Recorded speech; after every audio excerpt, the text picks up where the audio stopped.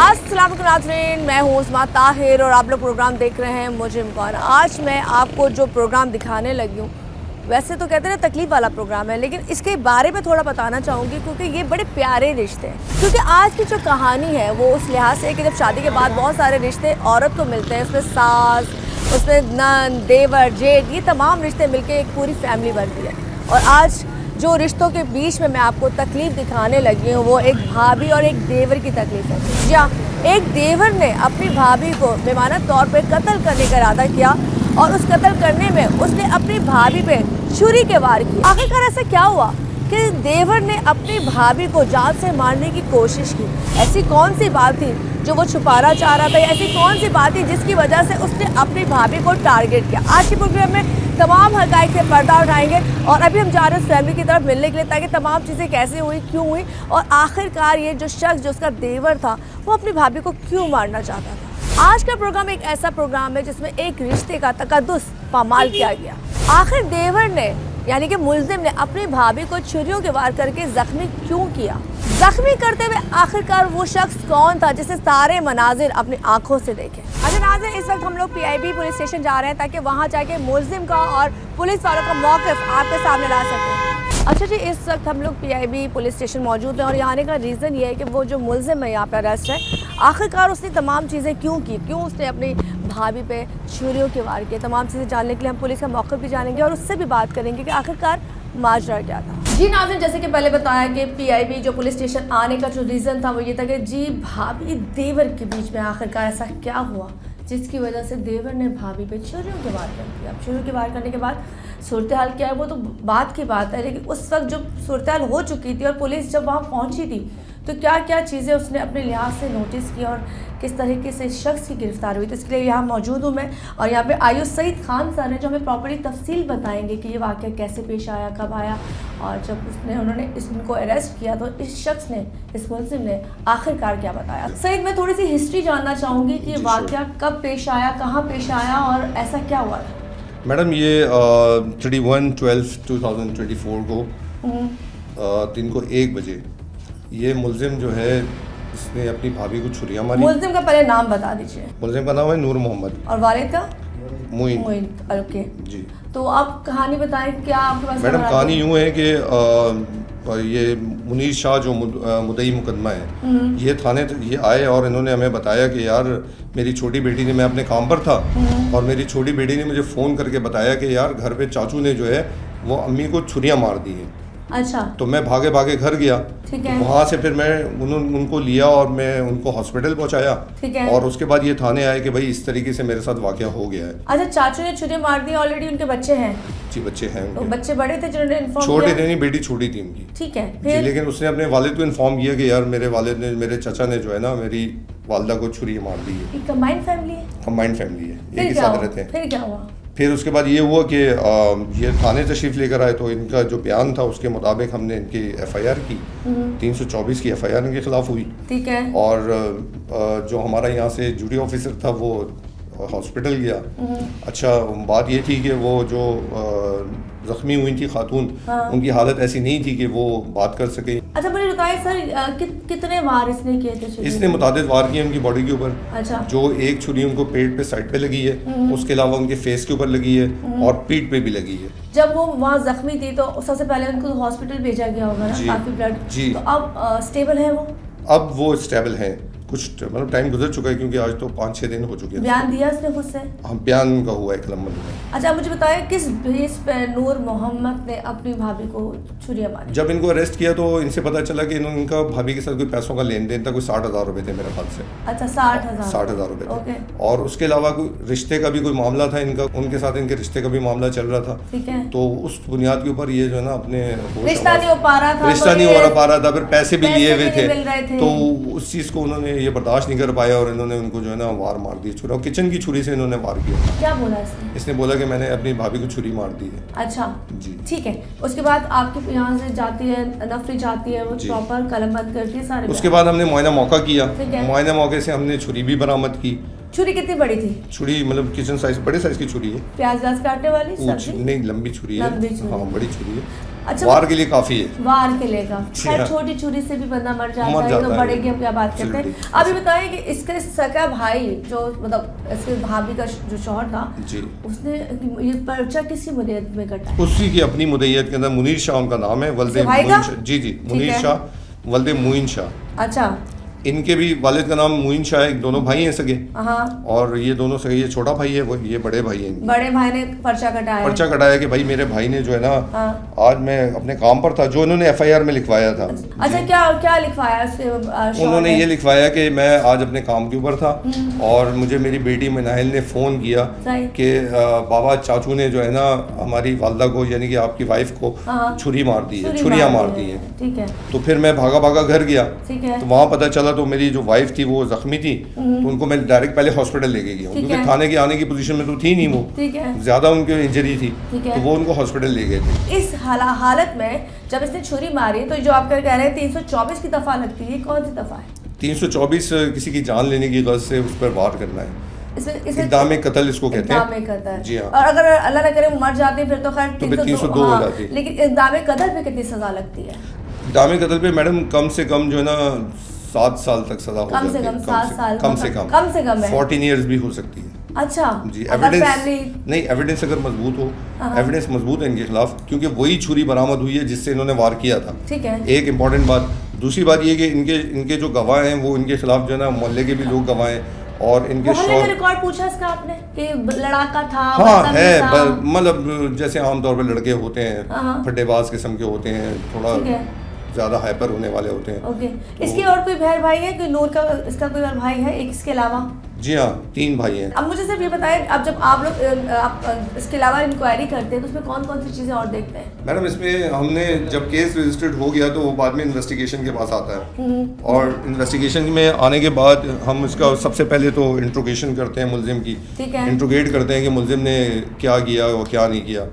तो ये तो क्लियर बता रहे हैं कि मैंने मारी है छुरी, इसमें तो कोई। चलिए जी, यहाँ पे सईद खान उन्होंने तो आम चीज़ें बता दी किस तरीके से हुआ है। ज़ाहिर गिरफ्तारी उन्होंने खुद दी है, और यहाँ पे जो प्रॉपर इसको देख रहे हैं तनवीर अब्बासी जो है वो इस केस को हैंडल कर रहे हैं। अभी केस चल रहा है, क्योंकि बताया ना कि वो औरत शुक्र अल्हम्दुलिल्लाह स्टेबल है, लेकिन उसके भाई ने ही अपनी बीवी के लिए एफआईआर पे कटाई है, और वो कहते हैं ना जी अपने भाई के खिलाफ खड़ा हुआ है, क्योंकि जाहिर सी बात है उसकी बीवी को मारा गया। क्यों मारा गया, किस लिए मारा गया, ये तमाम सवाल वो हैं जो मैंने भी पूछने हैं, सर ने भी पूछने हैं। खैर मुझे बहुत हद तक पता चल गया कि जी पैसों की लेन देन का मसला था, और सबसे बड़ी बात पैसे नहीं थे, बहन से शादी नहीं हो पा रही थी, ये भी एक मसला होता है। खैर ब्रेक पे चलते हैं, जब ब्रेक से आएंगे तो मजीद यहीं से बात करते हैं। वेलकम बैक जी, दोबारा से हाजिर हूँ। यहाँ पर तमाम जो चीज़ें थी, तफ्तीश थी, वो आपने सुन ली किस तरीके से ये केस बढ़ा, और ये जो नूर है इसने कैसे तमाम चीज़ें की। खैर इस वक्त 1 to 1 कहते हैं ना जी, पुलिस पूछती है, तफ्तीश करती है, वही हम आपको तमाम चीज़ें दिखाते हैं। क्या नाम है तुम्हारा? नूर मोहम्मद। तुम्हारे वालिद का नाम क्या है? मोइन शाह। कहाँ पे रहते हो? नस्तर बस्ती प्याई कॉलोनी। मकान नंबर? SR 12। एजुकेशन तालीम कहाँ तक हासिल किया आपने? 5 क्लास से पढ़ी। 5 क्लास। काम क्या करते हो? फर्नीचर का। फर्नीचर का काम करते हो। और इसके अलावा तुम्हारे दोस्त कौन कौन हैं जो तुम्हारे इलाके में होते हैं? भाई इलाके के तो कोई भी नहीं, बस काम पे से आते हैं, सो जाते हैं घर में। 31/12 को 1 बजे तुमने अपनी भाभी को छुरी मारी जी। कैसे मारी, क्यों मारी? मसला ये था, मैं सुबह उठा, मैंने कहा भाभी से पैसे लेने थे मेरे को, तो मैंने कहा, भाभी ने एक दिन पहले मुझे बोला भी था मैं आपको तुझे 1000 रुपये सुबह दे दूँगी, बाकी जो पैसे मैं बाद में। कितने पैसे थे तुम्हारी भाभी के? 90,000 रुपये थे, 15,000 में ले चुका था, 15,000 उन्होंने दे दिए थे। तो फिर मैंने पैसों का बोला, मेरे पास पैसे नहीं थे, मैंने मुझे काम पे जाना, मुझे पैसे दे दो मैं जाऊँ, तो वो पैसे तो नहीं दे रही थी। खैर बोलिए नहीं है, ये वो है। फिर जो है ना घुमाने लगी। मैंने भाई तो आपने बोला था मुझे पैसे चाहिए, मैं उस्ताद से पैसे भी लेके नहीं आया, मुझे पैसे चाहिए, नहीं दे रही, चीखने लगी, फिर इल्ज़ाम लगाने लगी। पैसे तो हमारा इल्ज़ाम लगाने लगी? हमारा तो पहले वो एक दफ़ा पहले भी लड़ाई हुई थी ना, मसला था अफेयर का। किससे अफेयर था? भाभी से। भाभी से तुम अफेयर था? हाँ, वो करती थी, वो खुद ही पैसे ना देने के चक्कर में ना। ये बात मैंने भाई को भी बताई है, फुप्पों को भी पता है मेरी, फुप्पों ने भी देखा है मेरी। फुप्पों ने इस बात पे पंचायत भी करी थी कि या तो इसको घर से निकाल दो, लेकिन भाई मानने को तैयार ही नहीं, किसी कीमत में नहीं मान रहा भाई कि ये ऐसा हो सकता है। फुप्पों ने अपनी आंखों से देखा था कि वो जब मैं शीशे के साथ खड़ा हुआ था। तो फिर इसी बात पे वो दोबारा मेरे पे इल्ज़ाम लगाने के चक्कर में थी, हाँ चीखने लगी, मारने लगी। उस वक्त क्या हुआ मेन? हाँ तो उस वक्त वो चीखने लगी, मारने लगी, फिर यही बातें करने लगी कि तेरे को मैंने इतना प्यार करा, ये करा है, वो करा है, फिर भी तू अभी पैसों के चक्कर में पड़ा। मैंने भाई मुझे आप पैसे दे दो, मुझे कुछ भी नहीं चाहिए, मुझे ना आपका प्यार चाहिए ना कुछ चाहिए, मुझे सिर्फ मेरे पैसे चाहिए। पैसे ही नहीं दे रही थी वो। फिर इसी बात पे उन्होंने मेरे चमाटे मारना शुरू कर दिए। तुमने क्या किया? तुम तो बताओ। हाथ पे उन्होंने चमाटे मारना शुरू कर, फिर उसके बाद जो है ना हाथापाई हो गई हमारी। फिर वो चम्मच उठाया उन्होंने मारने के लिए जैसी में, तो उस टाइम मेरे हाथ में छुरी, हाँ मेरे हाथ में छुरी आ गई। वो कहाँ से आई छुरी? बर्तन धो रही थी, वहीं रखी हुई थी स्लैब पे रखी हुई थी। फिर बर्तन धो रही थी वो, तो फिर वो छुरी उरी इनके लग गई, पता नहीं कहाँ लगी देखने में। इतने में भाभी आ गई। तो छुरी तो मैंने उठाई, लेकिन जब दूसरी ओर भाभी आ गई ना छुड़ाने के लिए कि क्या हो रहा क्या हो, तो उनके छुरी पता नहीं पेट पे लगी एक, और पता नहीं कहाँ लगी, मैंने तो खैर देखा नहीं। तुम अपने बयान में तुम गलत बयानी कर रहे हो। तुमने पहले कहा कि यार मैं जो है मुझसे वो मार रही थी और मुझसे लड़ रही थी और झगड़ रही थी। फिर आपने कहा कि यार वो किचन में जो है ना बर्तन धो रही थी। जब वो बर्तन धो रही थी तो वो लड़ कैसे रही थी तुमसे? मैं खड़ा वैसे पैसे मांग रहा था ना इस तरीके से कि मैं बात कर रहा था, वो बर्तन धो रही थी। अच्छा, उस दौरान? हाँ, तो मैं वही किचन में ही खड़ा था ना। और जो मेरी भतीजी थी वो भी सामने बैठी हुई थी, देख रही थी कि चाचू और मम्मा बात कर रहे हैं। फिर तो बस ऐसी लड़ाई हो गई हमारी। इस बात पे तुमने उनको छुरी मार दी? जी। तुम्हारी शादी, तुम्हारे भाई की शादी कितने अर्सा पहले तुम्हारी भाभी से हुई है? 4 साल हो गए, 4 या 4 साढ़े 4। बच्चे हैं उनके? एक मेरे भाई से एक बेटा है, और पहले से उनकी 2 शादियां पहले थी। अच्छा, 3 शादियां मेरी भाभी की हैं, मेरे भाई की एक ही है। अच्छा, उस वक्त जब आपने ये वाकया आपसे हुआ, उस वक्त घर में और कौन कौन मौजूद था? बस माँ उस टाइम तो पहले तो वो भतीजी थी सामने, फिर उसके बाद भाभियाँ, जब शोर शराबा हुआ ना तो भाभियाँ आ गई थी कमरों से दूसरी। 2 भाभियाँ और है मेरी। आपके कितने? 3 भाई हैं? 3 भाई, 4 भाई हैं हम टोटल। 4 भाई आप टोटल हैं। और आपकी बहनें कितनी हैं? बहनें नहीं है। आपकी बहनें नहीं है। वालिदैन आपके जिंदा है? नहीं है जिंदा। इससे पहले कभी तुम्हारा जो तुमने पैसों के लेन देन, इससे पहले पैसों के लेन देन में से तू मैं हुई थी। फिर घर के जो बड़े होते हैं ना, मुझे से किसके साथ तू मैं? ये भाई और भाभी के साथ। भाभी मान नहीं रही थी। इसी भाभी के साथ? हाँ, भाभी मान नहीं रही थी कि पैसे नहीं है। और भाई को भी बोला, जो घर के बड़े यानी कि रिश्तेदार हैं ना हमारे, उन्होंने भी आके बोला भाई बच्चा कमाता था तुम्हारे हाथ में ही देता था, तो फिर ऐसा तो हो नहीं सकता कि उसने पैसे ना दिए जब तुमने उसका रिश्ता लगवा दिया बगैर पैसों। कैसे लगवा दिया? अच्छा, आपकी भाभी का नाम समीरा है? सुमेरा नास, ऐसे ही नाम। आप जब ये वाक़या जब हुआ है, जब वो और लोग जो मौजूद थे उन्होंने आपको रोकने की कोशिश नहीं की कि यार तुम ये काम क्या कर रहे हो तुम ये? हाँ, वो भाभी आ गई थी ना पीछे, तो फिर उन्होंने धक्का वक्का दे के गिरा के हटा दिया था, बाहर कर दिया था। फिर एक सामने से बंदा आ गया था। कौन था वो बंदा? अबरार चाचा बोलते हैं उनका, अबरार चाचा का जी में। तुम्हारे मोहल्ले के? हाँ, मोहल्ले के हैं। आपकी और कितनी भाभियाँ वहाँ पे मौजूद? 2 भाभियाँ मौजूद। वो बराबर वाले घर में थी, अलग रास्ता उस घर का ना। अच्छा, ये अलहदा से घर है ये जो हाँ, ये वाक़या हुआ है? ये पैसों के मामले में तुम्हारे भाई से कभी पहले झगड़ा हुआ तुम्हारा? नहीं, बस वही जो हमारी बात हुई थी ना कि घर के बड़ों ने बोला था कि भाई देने तो पड़ेंगे पैसे, तो पैसों की बात ही चल रही थी। तुम मैं ही हुई थी।